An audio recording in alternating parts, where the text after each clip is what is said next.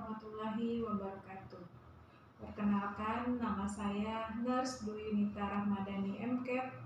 Saya NIDN 1019068301 dan saya bekerja di Stikes Baitur Rahim Jambi. Bidang ilmu saya adalah manajemen keperawatan medikal bedah. Nah, video ini merupakan video unjuk kerja dosen pada Tridharma Perguruan Tinggi pada bidang pengajaran. Pada kesempatan kali ini, saya akan menjelaskan salah satu mata kuliah yang saya ampu, yaitu mata kuliah Ilmu Dasar Keperawatan 2. Dalam mendeskripsikan mata kuliah ini, saya melakukan pendekatan DIA, Delivery Interaction Assessment, di mana delivery itu menggambarkan apa yang saya paparkan atau saya berikan dalam mata kuliah Ilmu Dasar Keperawatan 2 ini. Kemudian interaction, bagaimana cara saya menjelaskan kepada mahasiswa, serta asesmen, bagaimana cara saya menilai kinerja dari mahasiswa tersebut secara objektif pada mata kuliah dasar keperawatan 2 ini. Baiklah, sebelum saya menjelaskan apa itu DIA, saya akan menjelaskan dulu mata kuliah dasar keperawatan 2, yaitu mata kuliah dasar keperawatan 2 yang merupakan bagian dari kelompok ilmu dasar keperawatan yang membahas tentang konsep patologi, patofisiologi, kemudian ada konsep proses infeksi, kemudian berbagai infeksius, konsep dasar tindakan farmakologi dan non-farmakologi, serta konsep dasar penata-laksanaan spesimen dan pemeriksaan penunjang. Nah, baiklah, untuk delivery sendiri, kami bersama tim telah menyusun rencana pembelajaran semester yang di dalamnya terdapat capaian pembelajaran yang sudah tertuang dalam rencana program pembelajaran semester atau RPS, di mana harapannya mahasiswa mampu dalam memahami apa yang dimaksud patofisiologi, kemudian infeksius, kemudian apa-apa saja yang bisa menyebabkan infeksius.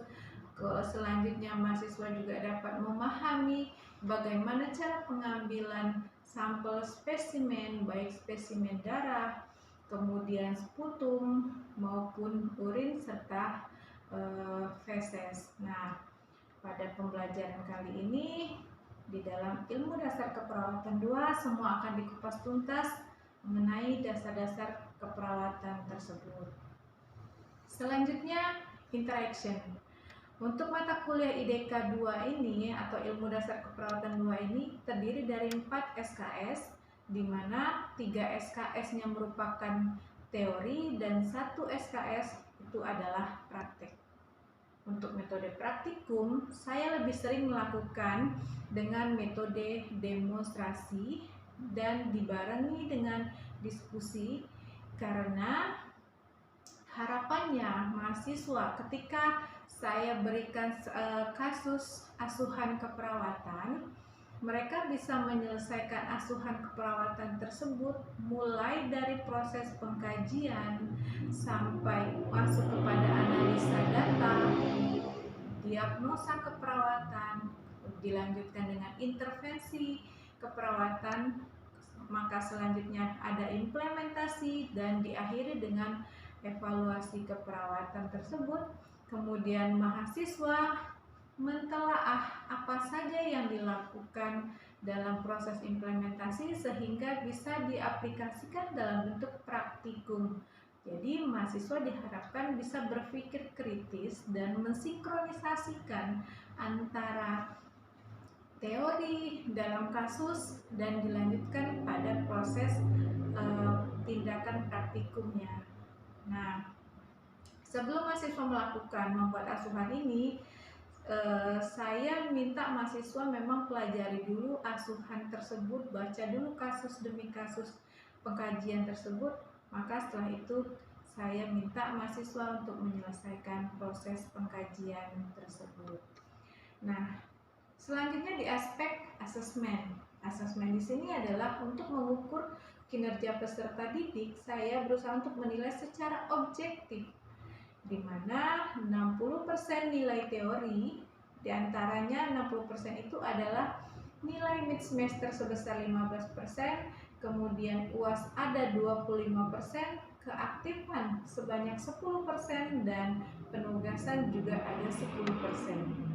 Nah, dari 60% tersebut diakumulasi sehingga nilai teori didapatkan. Kemudian ada nilai dari praktikum sebesar 40%. 40% itu dijabarkan dari 30%-nya adalah nilai ujian akhir semester praktikum, dan 10% merupakan nilai keaktifan dari mahasiswa di laboratorium. Nah, semua bobot tersebut sudah mahasiswa ketahui di awal kontrak bersama mahasiswa. Nah, baiklah, setelah ini saya akan memaparkan video mengenai pemberian obat tetes telinga yang terdapat pada RPS di pertemuan praktikum ke-11. Selamat menyaksikan. Assalamualaikum warahmatullahi wabarakatuh. Waalaikumsalam warahmatullahi wabarakatuh. Sekarang kita lanjut pada praktek ilmu dasar keperawatan 2 dengan materi pemberian tetes telinga. Ya. Pemberian tetes telinga ini diberikan biasanya pada kasus-kasus yang seperti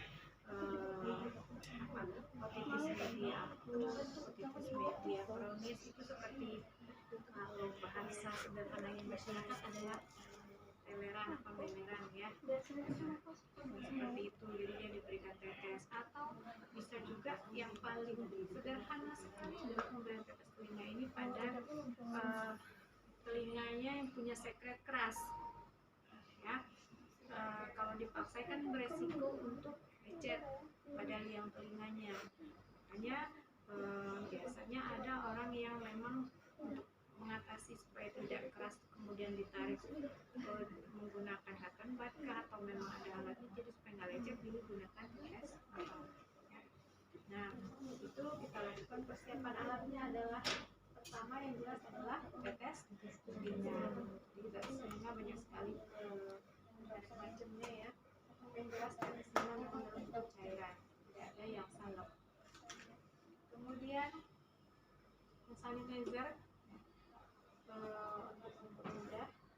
Kemudian ada bak instrumen yang isinya kita bisa gunakan kasa untuk membersihkan telinga bagian luar atau daun telinga ya. Kemudian ada kapas lidi atau cotton bud ya. Sekarang udah dimodifikasi dalam bentuk cotton bud untuk membersihkan liang telinga atau telinga tengah ya. Kemudian ini bengkok ya, sekali bengkok atau berbegan atau ialah ginjal karena bentuknya menyerupai ginjal. Nah, bisa menggunakan hand sanitizer. Karena kita udah menggunakan hand sanitizer, meskipun boleh. Nah, tisu digunakan untuk jika ada cairan yang keluar, jadi kita Nah, oke, untuk itu kita akan praktekkan pada pasien.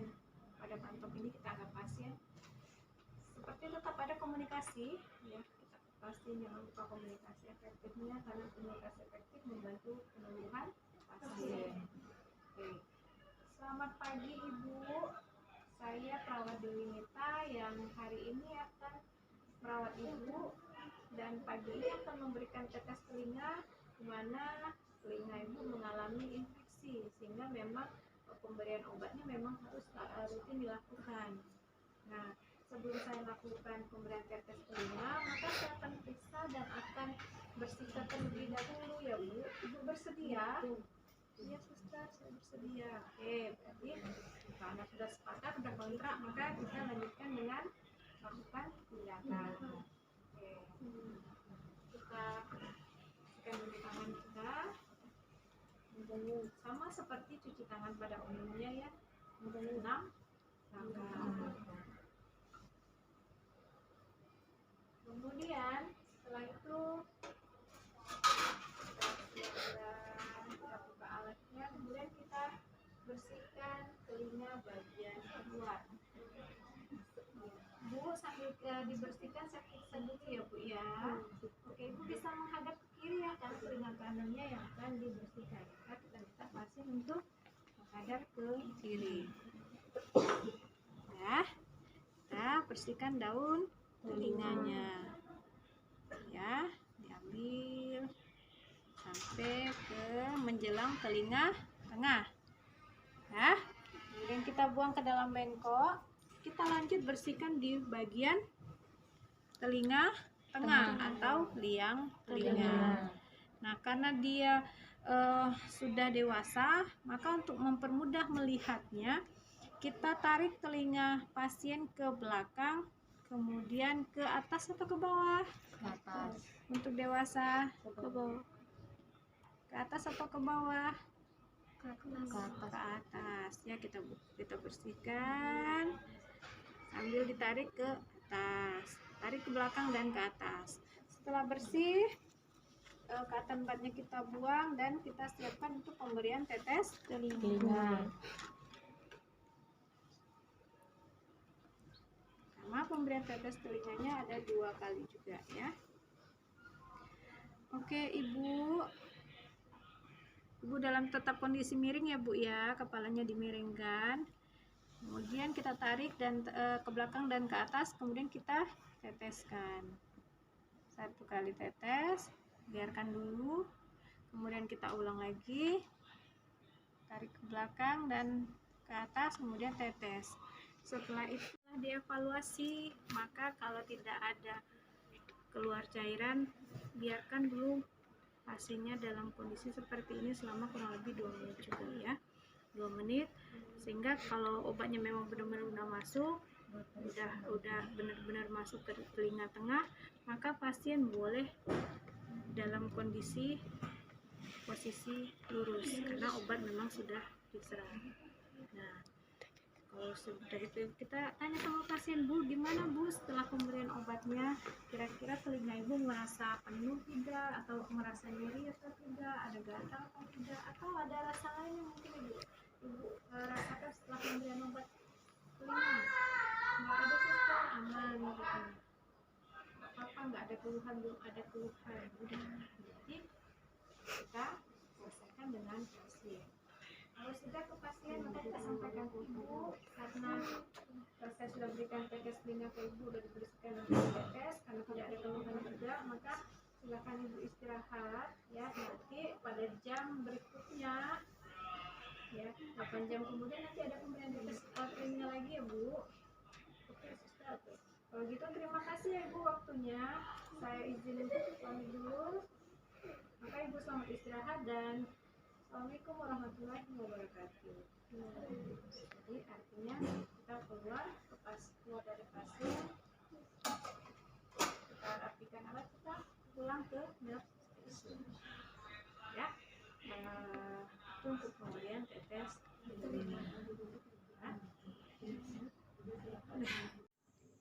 Demikianlah video pembelajaran dari saya, dari salah satu RPS dan dengan satu materinya. Saya mohon maaf jika terdapat kekurangan dan saya tutup. Wabillahi taufiq wal hidayah. Assalamualaikum warahmatullahi wabarakatuh.